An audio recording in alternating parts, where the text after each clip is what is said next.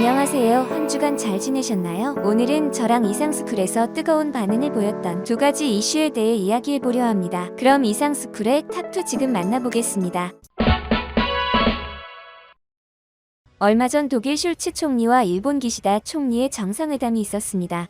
그런데 기시다 총리가 한 발언에 회담 분위기가 안 좋아져 일본이 생각지도 못한 상황을 맞았다고 합니다. 일본은 기시다 총리의 발언이 틀리지 않고 당연하다고 생각했는데 독일 총리는 전혀 다르게 생각했던 것입니다. 그렇다면 기시다 총리는 과연 어떤 발언을 했길래 정상회담 분위기가 안 좋아졌는지 살펴보도록 하겠습니다. 구독과 좋아요 한 번씩 부탁드립니다. 먼저 지난달 28일 독일과 일본 총리가 우크라이나를 침공한 러시아에 대한 제재를 굳건히 하고 우크라이나에 대한 지원을 강화하기로 하는 회담을 진행했습니다. 이에 기시다 총리는 일본은 각국과 협력해 러시아를 제재하고 우크라이나 지원을 강화할 것이라고 밝혔으며 슐츠 총리는 제재가 러시아에 타격을 주고 있다며 많은 나라가 보조를 맞추는 것이 중요하다고 밝혔습니다. 한편 슐츠 총리는 기시다 총리와 만난 적은 있지만 일본 및 아시아 방문은 처음이었는데요.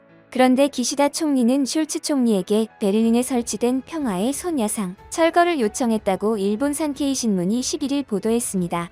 일본은 그동안 다양한 방법을 통해 일본군 위안부 피해자를 상징하는 소녀상의 철거를 독일 측에 요청해왔지만 이번처럼 총리가 직접 의사를 전달한 것은 이례적입니다. 그런데 이 발언은 일본에 처음 방문한 슐츠 총리에 대한 예의가 아닌 것 같아 보이는데요.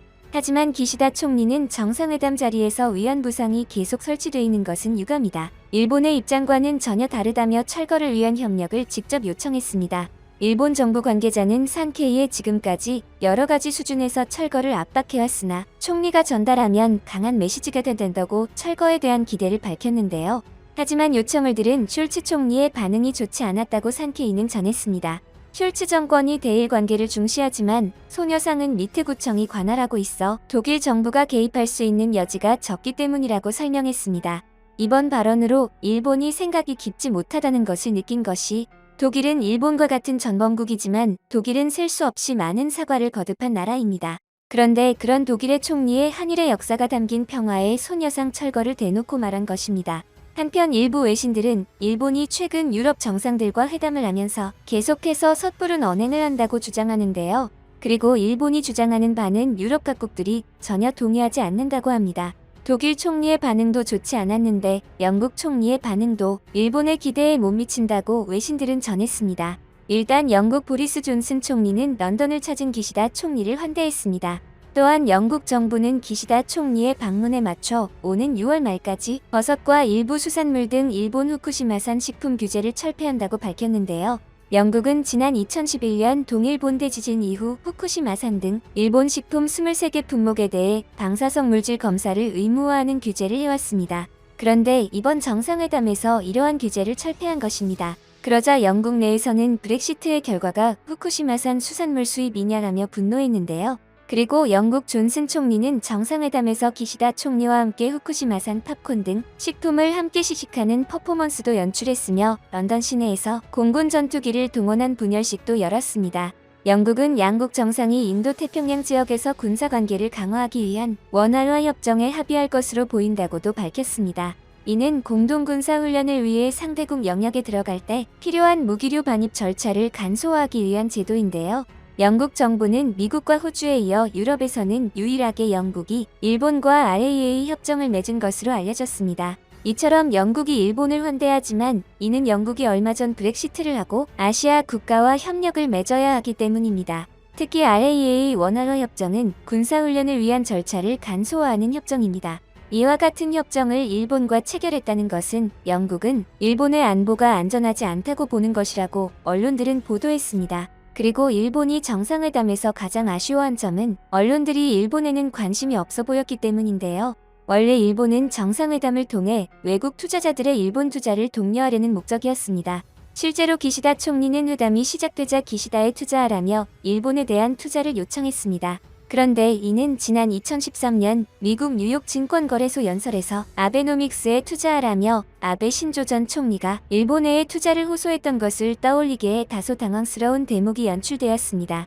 또한 기시다 총리는 전후 첫 금융계 출신 총리라고 자신을 소개하며 최근 총리 중에선 가장 경제와 금융에 정통한 사람이라고 말하기도 했습니다. 이어 일본 경제는 앞으로도 힘차게 성장을 계속한다면서 안심하고 일본에 투자하라는 당부도 전했습니다. 하지만 정상회담 후 기자회견에서는 우크라이나 사태를 통한 국제 정세에 대한 질문뿐이었습니다. 한편 기자회견에서 기시다 총리는 힘에 의한 일반적인 현상 변화를 인도태평양, 특히 동아시아에서는 허용해선 안 된다며 우크라이나는 내일의 동아시아일지도 모른다고 비유했습니다. 그리고 이런 위기감을 배경으로 일본의 대러시아 정책을 전환해 G7과 대응하고 있다고 설명했습니다. 이어진 대만 문제와 관련해서는 대화를 통해 평화적으로 해결되길 기대한다는 것이 일본의 일관된 입장으로 그런 입장에서 계속 관심을 갖고 주시하겠다고 답했습니다.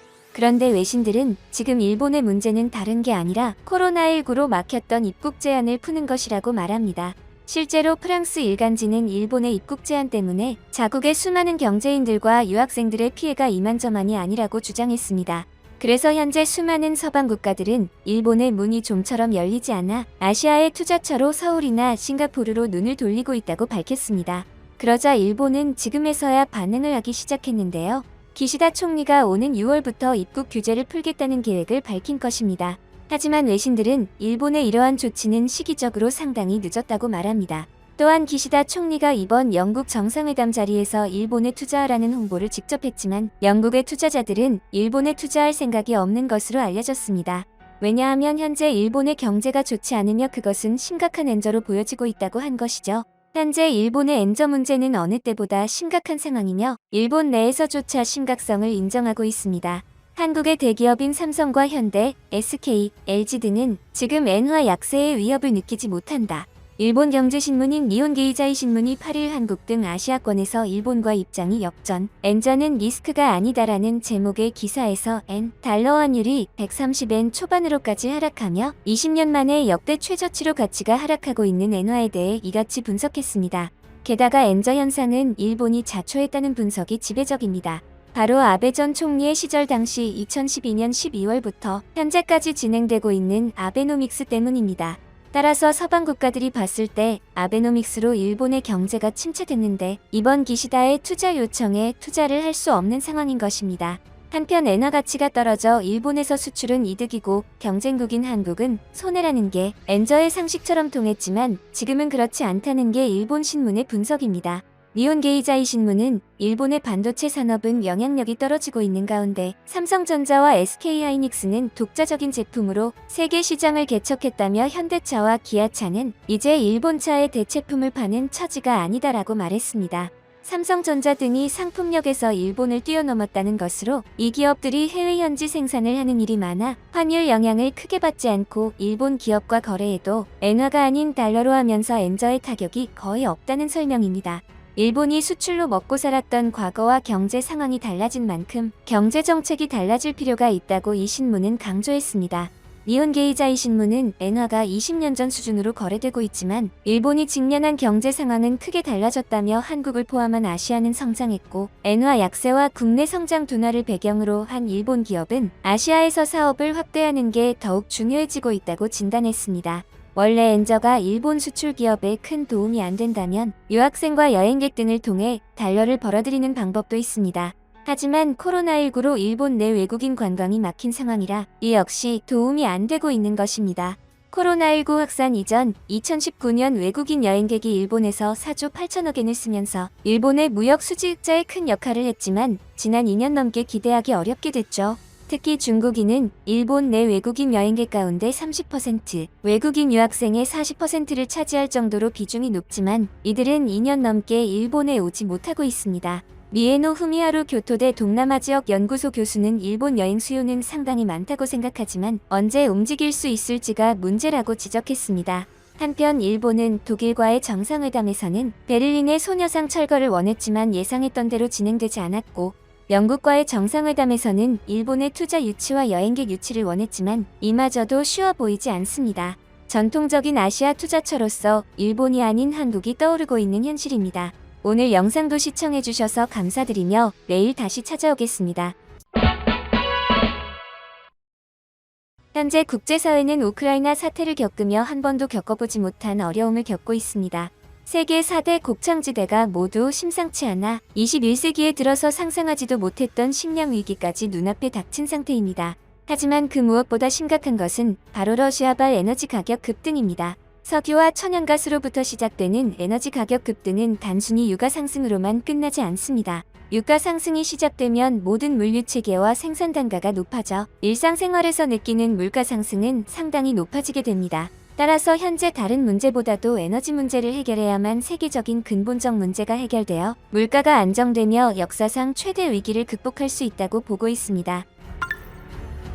구독과 좋아요 한 번씩 부탁드립니다. 현재 우크라이나 사태로 인한 미국 천연가스 선물 가격은 13년여 만에 최고치로 치솟았습니다. 특히 미국 북부 지역에서 예년보다 봄 기온이 내려간 가운데 트레이더들은 천연가스 재고 감소를 우려하고 있다고 블룸버그는 전했습니다. 그리고 앞으로 시간이 흘러 겨울이 돌아오면 에너지 가격은 계속해서 가격이 오를 것으로 전문가들은 보고 있습니다. 한편 에너지 가격이 급등하고 있지만 주요 7개국 G7은 러시아 석유 수입을 단계적으로 중단하거나 금지하는 데 전념하기로 했다고 백악관이 8일 밝혔습니다.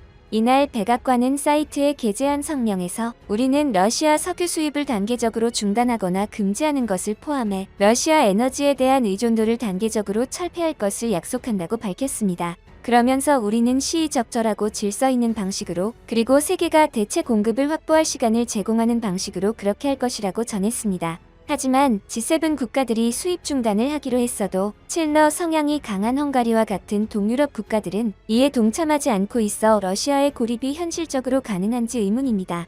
이에 10일 우르줄라 폰데어 라이엔 유럽연합 집행위원장이 빅토르 오르반 헝가리 총리와 회담을 갖고 러시아산 석유 금수 조치 문제에 대해 논의했습니다. 이처럼 유럽 내에서도 의견이 통일되지 않으며 서방 국가들은 제재의 한계에 부딪히는 모습입니다. 하지만 의견이 좀처럼 통일되지 않는 유럽에서도 의견이 통일되는 부분이 있습니다.